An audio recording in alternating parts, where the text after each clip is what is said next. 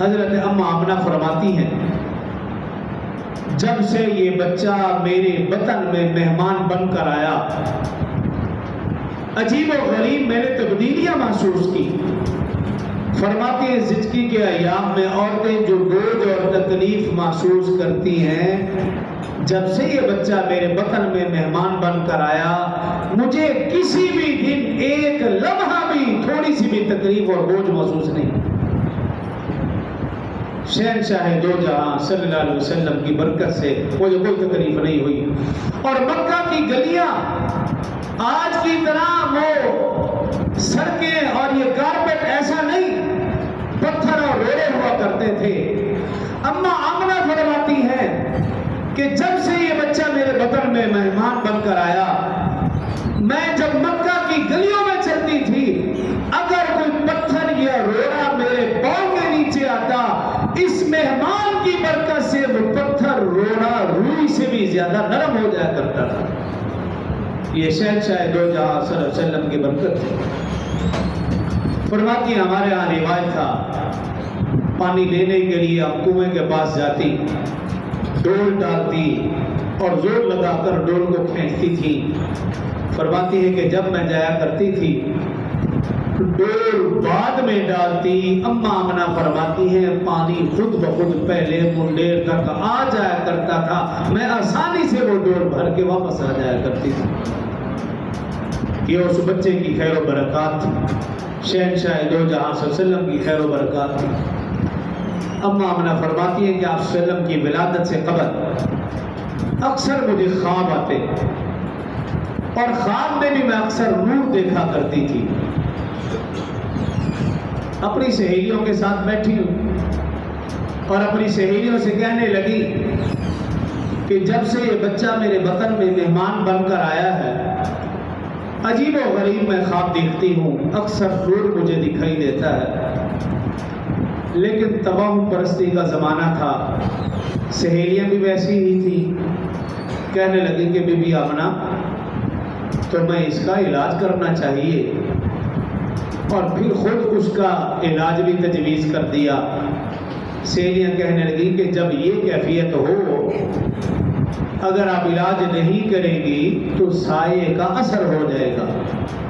جیسے ہمارے ہاں بھی بعض خواتین ایسا سوچتی ہیں جن اس حالت میں اپنے آپ کو محدود رکھیں، لوگوں سے نہ ملیں، خواتین سے نہ ملیں، سفر نہ کریں.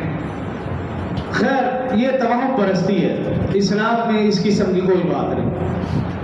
تو سہیلیوں نے وہی مشورہ دیا، کہا بھی دیکھو اس کیفیت میں سائے کا اثر ہو جانے کا خطرہ ہے اور تم جو خواب دیکھتی ہو یہ بھی اسی کا ایک اثر ہے. اس کا علاج یہ تجویز کیا، کہا کہ لوہے کا ایک کڑا بناؤ اور اپنے گلے میں ڈال دو. اس زمانے میں توہم پرستی کا یہی علاج کیا جاتا تھا. ان سہیلیوں کے کہنے پر اما آمنہ ان کی باتوں میں آ گئی، بہکاوے میں آ گئی، لوہے کا کڑا بنوایا اور گلے میں ڈال دیا. اما آمنہ فرماتی ہے ابھی پہلی رات میں سونے لگی، اونگ گئی، آنکھ لگی ہی تھی کہ میں خواب میں دیکھتی ہوں ایک خوبصورت شکل، وجیح شکل، سفید داڑھی، خوبصورت چہرہ. بابا مجھے خواب میں نظر آئے، میرے قریب ہوئے اور اپنی انگلی سے اشارہ کیا. اما آمنہ فرماتی ہے ان کا اشارہ کرنے کی دیر تھی وہ کڑا ٹوٹ کر نیچے گر گیا. اما آمنہ فرماتی ہے میں گھبرائی، میں ان بزرگوں کی طرف متوجہ ہوئی، کہا ہے بابا کون ہو تم؟ یہ تو میں نے علاج کی غرض سے پہنا تھا، یہ تم نے مجھ پر ظلم کیوں کیا؟ یہ میرا کڑا کیوں توڑا؟ فرماتی ہے کہنے کی دیر تھی وہ بابا بولے بیٹی گھبرانے کی ضرورت نہیں، میں ابراہیم خلیل اللہ ہوں. فرمایا بیٹی میں تمہیں بشارت دینے آیا ہوں، تیرے بطن میں جو بچہ ہے یہ معمولی نہیں ہے، یہ بچہ نبیوں کا سردار ہوگا، امت کا دلدار ہوگا، آقا نامدار ہوگا، یہ ختم نبوت کا تاجدار ہوگا.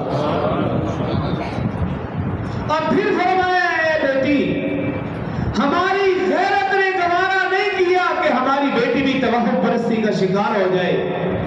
کیوں؟ تیرے بدن میں وہ مقدس ہستی ہے. جب یہ بچہ دنیا میں آئے گا کفر کے، شرک کے، فسق و فجور کے، غلامی کے گلے توڑے گا.